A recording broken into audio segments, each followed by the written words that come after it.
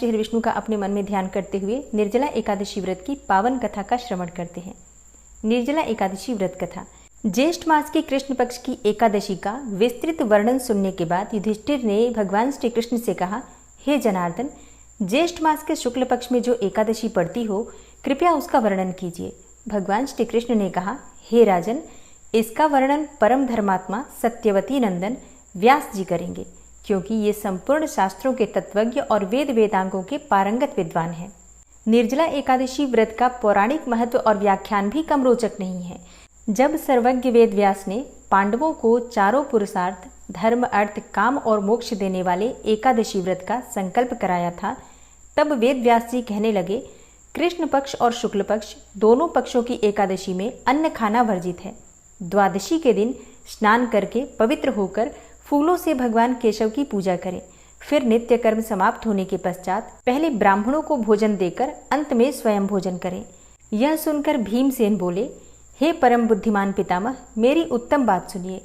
राजा युधिष्ठिर, माता कुंती, द्रौपदी, अर्जुन, नकुल और सहदेव ये एकादशी को कभी भोजन नहीं करते तथा मुझसे भी यही कहते हैं कि हे भीमसेन, तुम भी भोजन न खाया करो। परंतु मैं उन लोगों से यही कहता हूँ कि मुझसे भूख बिल्कुल नहीं सही जाएगी। भीमसेन की बात सुनकर व्यास जी बोले, यदि तुम नरक को दूषित समझते हो और तुम्हें स्वर्गलोक की प्राप्ति अभिष्ट है, तो दोनों पक्षों की एकादशियों के दिन भोजन नहीं करना चाहिए। भीमसेन बोले, महाबुद्धिमान पितामह, मैं आपके सामने सच कहता हूँ, मुझसे एक बार भोजन करके भी व्रत नहीं किया जा सकता, तो फिर उपवास करके मैं कैसे रह सकता हूँ? मेरे उदर में वृक नामक अग्नि सदा प्रज्वलित रहती है, अतः जब मैं बहुत अधिक खाता हूँ तभी यह शांत होती है। इसलिए हे महामुने, मैं पूरे वर्ष भर में केवल एक ही उपवास कर सकता हूँ। हे महामुने, जिससे स्वर्ग की प्राप्ति सुलभ हो तथा जिसके करने से मैं कल्याण का भागी हो सकूं, कोई ऐसा एक व्रत निश्चय करके बताइए, मैं उसका यथोचित रूप से पालन करूंगा। व्यास जी ने कहा, हे भीम, ज्येष्ठ मास में सूर्य वृष राशि पर हो या मिथुन राशि पर, शुक्ल पक्ष में जो एकादशी हो, उसका यत्न पूर्वक निर्जल व्रत करो। केवल कुल्ला या आचमन करने के लिए मुख में जल डाल सकते हो, उसको छोड़कर किसी प्रकार का जल विद्वान पुरुष मुख में न डालें, अन्यथा व्रत भंग हो जाता है। एकादशी को सूर्योदय से लेकर दूसरे दिन के सूर्योदय तक मनुष्य जल का त्याग करे तो यह व्रत पूर्ण होता है। तदनंतर द्वादशी को प्रभात काल में स्नान करके ब्राह्मणों को विधि पूर्वक जल और सुवर्ण का दान करें। इस प्रकार सब कार्य पूरा करके जितेंद्रिय पुरुष ब्राह्मणों के साथ भोजन करें।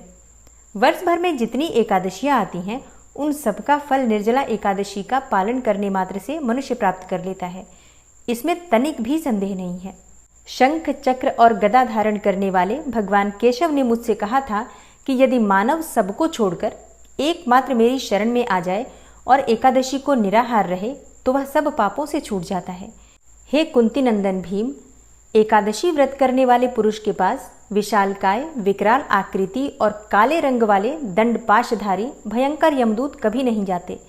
अंतकाल में पीतांबरधारी, सौम्य स्वभाव वाले, हाथ में सुदर्शन धारण करने वाले और मन के समान वेगशाली विष्णुदूत आखिर इस वैष्णव पुरुष को भगवान विष्णु के धाम में ले जाते हैं।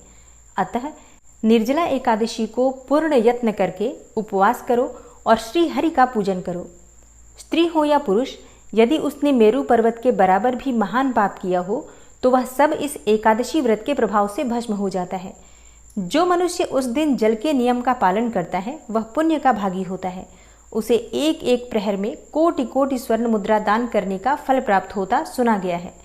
मनुष्य निर्जला एकादशी के दिन स्नान, दान, जप, होम आदि जो कुछ भी करता है, वह सब अक्षय हो जाता है। यह भगवान श्री कृष्ण का कथन है। निर्जला एकादशी को विधि पूर्वक उत्तम रीति से उपवास करके मानव वैष्णव पद को प्राप्त कर लेता है। जो मनुष्य एकादशी के दिन अन्न खाता है, वह पाप का भोजन करता है और इस लोक में वह चांडाल के समान है और मरने पर दुर्गति को प्राप्त होता है।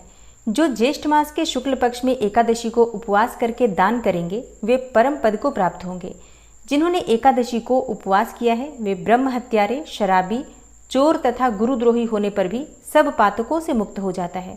हे कुंतीनंदन, निर्जला एकादशी के दिन श्रद्धालु स्त्री और पुरुषों के लिए जो विशेष दान और कर्तव्य विहित हैं, उन्हें सुनो। उस दिन जल में शयन करने वाले भगवान विष्णु का पूजन और जलमयी धेनु का दान करना चाहिए, अथवा प्रत्यक्ष धेनु या घृतमयी धेनु का दान उचित है। पर्याप्त दक्षिणा और भांति भांति के मिष्ठानों द्वारा यत्नपूर्वक ब्राह्मणों को संतुष्ट करना चाहिए।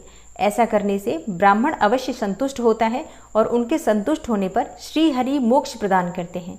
जिन्होंने शम, दम और दान में प्रवृत्त होकर श्री हरि की पूजा और रात्रि में जागरण करते हुए इस निर्जला एकादशी का व्रत किया है, उन्होंने अपने साथ ही बीती हुई 100 पीढ़ियों और आने वाली 100 पीढ़ियों को भगवान वासुदेव के परम धाम में पहुंचा दिया है। हे कुंती नंदन, निर्जला एकादशी के दिन अन्न, वस्त्र, गौ, जल, शैया, सुंदर आसन, कमंडलू तथा छाता दान करना चाहिए। जो श्रेष्ठ तथा सुपात्र ब्राह्मण को जूता दान करता है वह सोने के विमान पर बैठकर स्वर्गलोक में प्रतिष्ठित होता है। जो इस एकादशी की महिमा को भक्तिपूर्वक सुनता अथवा उसका वर्णन करता है वह स्वर्गलोक में जाता है। चतुर्दशी युक्त अमावस्या को सूर्य ग्रहण के समय श्राद्ध करके मनुष्य जिस फल को प्राप्त करता है वही फल इसके श्रवण करने से प्राप्त हो जाता है।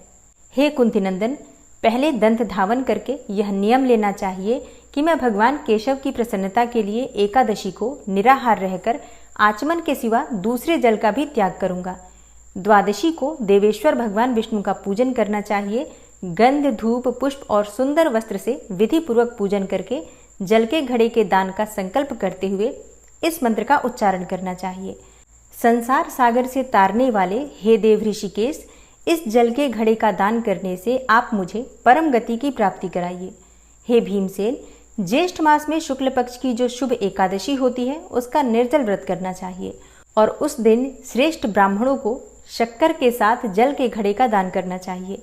ऐसा करने से मनुष्य भगवान विष्णु के समीप पहुंचकर आनंद का अनुभव करता है।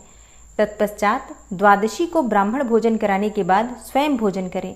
जो इस प्रकार पूर्ण रूप से पापनाशिनी एकादशी का व्रत करता है ऐसा मनुष्य समस्त पापों से मुक्त होकर आनंदमय पद को प्राप्त होता है। यह सुनकर भीमसेन ने भी इस शुभ एकादशी का व्रत आरंभ कर दिया। तब से ज्येष्ठ मास की शुक्ल पक्ष की यह एकादशी पांडव एकादशी के नाम से विख्यात हुई।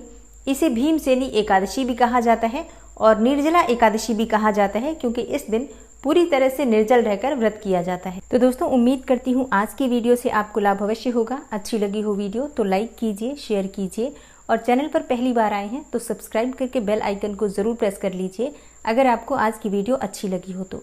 मैं मिलती हूँ आपसे अगली वीडियो में, तब तक के लिए नमस्कार।